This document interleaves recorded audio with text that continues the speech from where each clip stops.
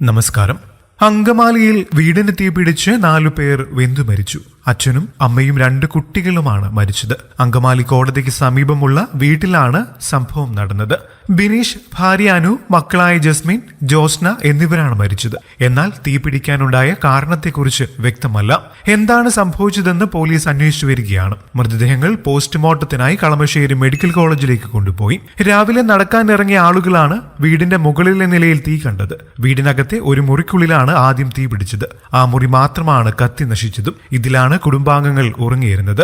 8 മണിയോടെ ഫോറൻസിക് വിദഗ്ധർ സ്ഥലത്തെത്തി പരിശോധന നടത്തി. ഷോർട്ട് സർക്യൂട്ടാണ് അപകടത്തിന് കാരണമെന്നാണ് പോലീസിന്റെ പ്രാഥമിക നിഗമനം. എസിയിൽ നിന്നും വാതക ചോർച്ച ഉണ്ടായോ തുടങ്ങിയ കാര്യങ്ങളും പോലീസ് പരിശോധിക്കുന്നുണ്ട്.